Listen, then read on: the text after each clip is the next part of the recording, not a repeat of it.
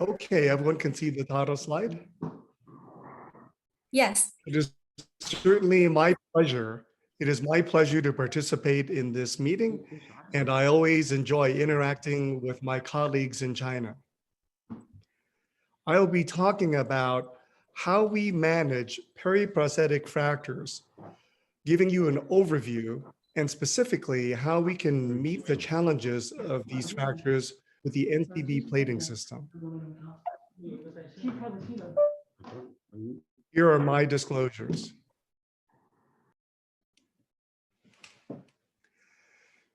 Periprosthetic fractures do not occur uncommonly.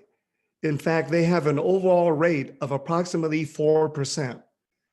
They occur more commonly with cementless fixation, and it's higher after revision total hip replacement. We find that the incidence of periprosthetic fractures is rising because patients are living longer, and the number of arthroplasties performed is also rising. If a periprosthetic fracture occurs, there is a 1-year mortality of 13%.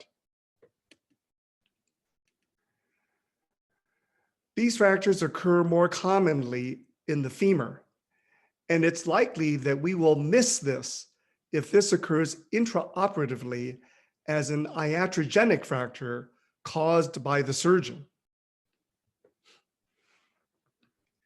The use of locking plate technology has really revolutionized our ability to manage these fractures. The locking plate creates a fixed angle between the plate and the screws. Locking plates are used for comminuted length unstable fractures in the face of osteoporotic bone to achieve indirect fracture reduction, or if we are unable to plate ideally on the tension side of the bone and are forced to plate on the compression side of the bone, which is mechanically less secure. Severe osteoporosis and poor bone quality continues to pose challenges for fixation of fractures. The NCB plating system has a variety of plates that are curved right and left to accommodate the anatomic bow. There are plates that are designed for the diaphysis to use in the distal femoral condyles. And the plates are of varying shapes that are anatomic, be bent and contoured with bending irons and the use of a plate bending press.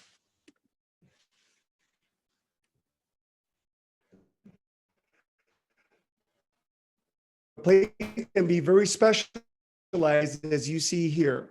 One femur, one in the middle in the proximal femur, involving the shaft and the trochanter alone.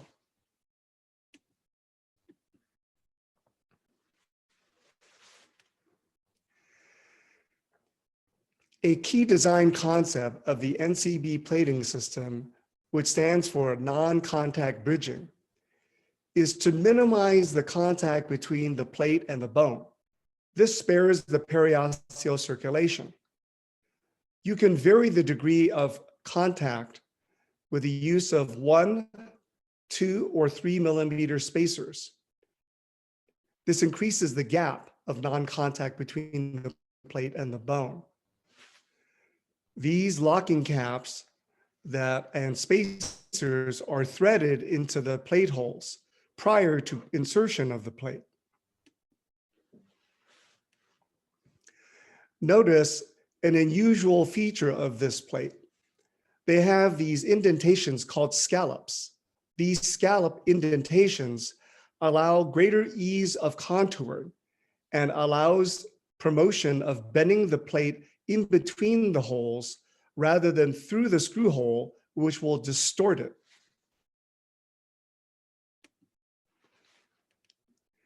Holes like this also allow provisional fixation with smooth Steinmann pins or K-wires while not interfering with the screw hole placement. Notice that it's in a 3-hole pattern in a diagonal orientation. This allows you to make a decision to place the hole centrally on the cortex or to run the screw anterior or posterior to a femoral prosthesis, avoiding the implant. You can use either 4mm or 5mm screws, and these locking screws can be either unicortical or bicortical. The central holes always take a 5mm screw. The plates are also designed with an MIS interface, which is what you see above the oval. That allows the placement of targeting guides for percutaneous drilling and insertion of screws.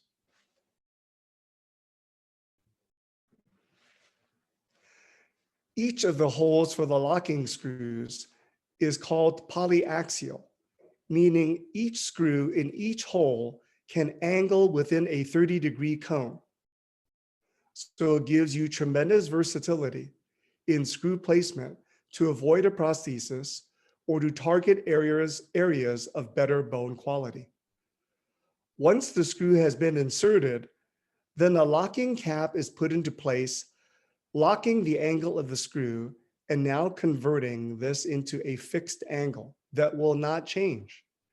This type of approach with a locking screw is ideally used in osteopenic and osteoporotic bone. Other features allow the incorporation of cables in addition with the use of screws. In the upper picture, you can see what are called the hex buttons. The hex buttons can be placed over the head of a screw and a cable used to supplement fixation.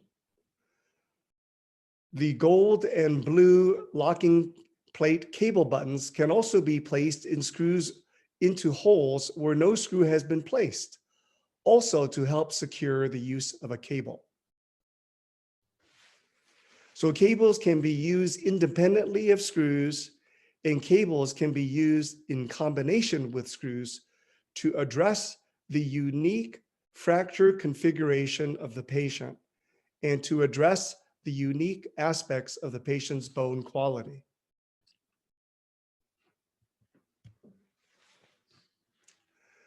So periprosthetic fractures, again, can be iatrogenic and caused during surgery. In fact, there is a 1.7% femoral fracture risk at the time of surgery when we do a primary cementless hip replacement. It can also occur postoperatively. In fact, after 20 years, there is a 3.5% cumulative fracture risk. These fractures oftentimes occur via a low energy mechanism. It's because they most commonly occur in the face of weakened, compromised bone, near areas of focal osteolysis, and are more commonly seen in older patients, females, and patients with rheumatoid arthritis.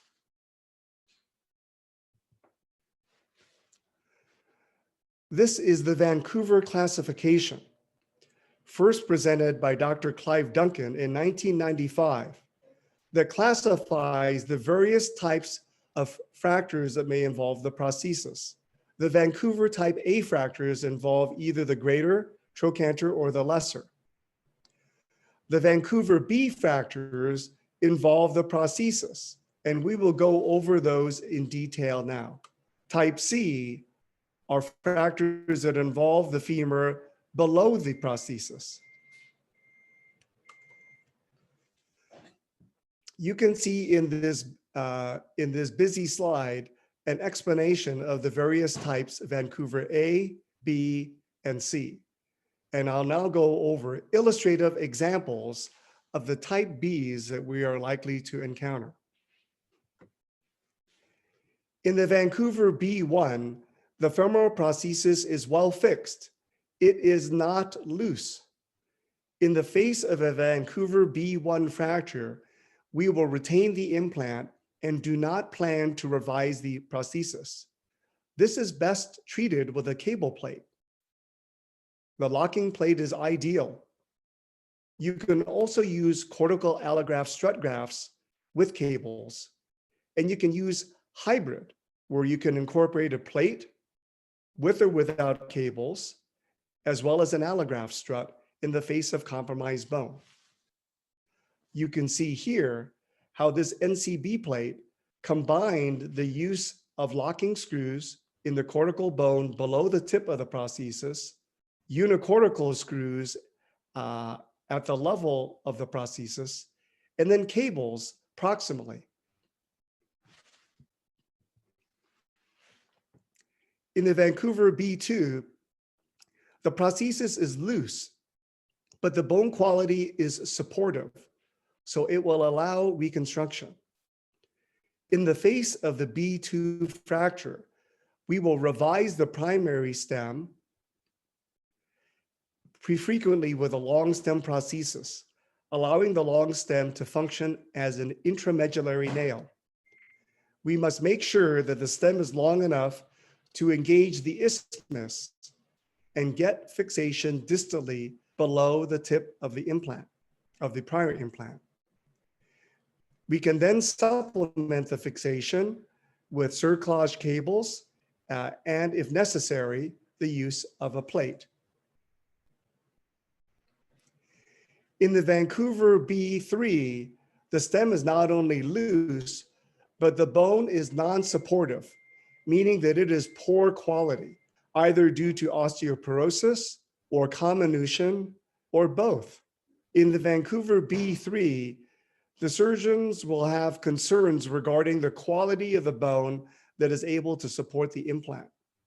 It's in this case that we must use a long stem prosthesis that engages the bone distally for fixation. And oftentimes, because of the compromised bone quality, the locking plate is ideal as a fixed angle device. And with extremely poor bone quality, we can supplement this with an allograft strut that not only provides additional mechanical stability, but also will augment the bone stock of the patient for the future. The Vancouver C fracture occurs distal to the tip of the femoral prosthesis. So we must extend the fixation to the distal femur, as you see here.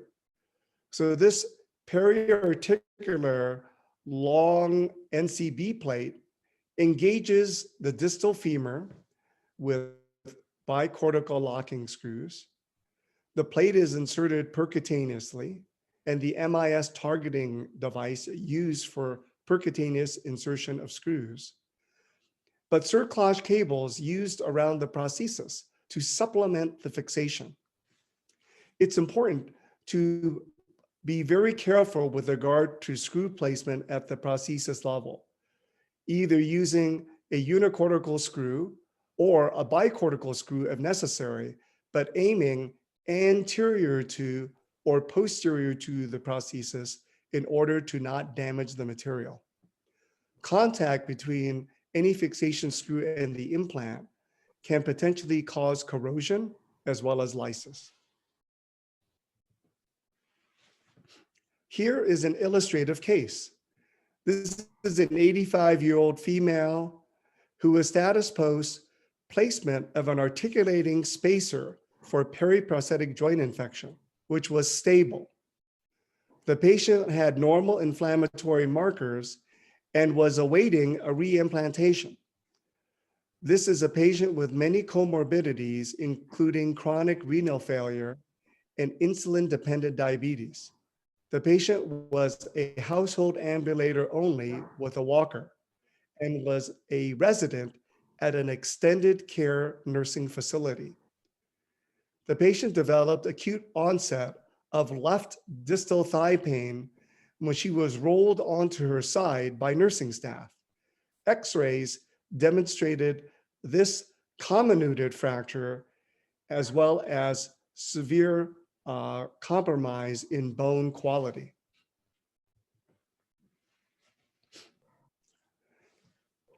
Because of the poor bone quality and comminution at the fracture site, the bone was reinforced with actually a unique device.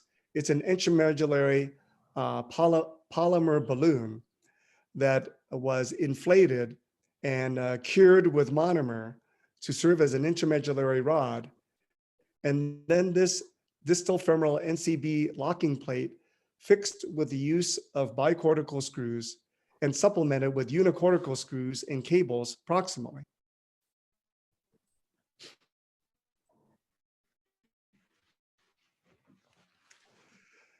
So in summary, with this brief overview, this NCB periprosthetic fracture system addresses fractures in any part of the femur, whether they be periprosthetic fractures involving the proximal femur, the mid portion, or distally. The plate can be inserted using a standard open technique, completely exposing the fracture and achieving fracture reduction under direct visualization, or the plate can be inserted percutaneously with indirect fracture reduction and the use of MIS techniques. The system allows the use of lag screws to achieve reduction prior to locking. It's ideal for use in compromised osteoporotic bone.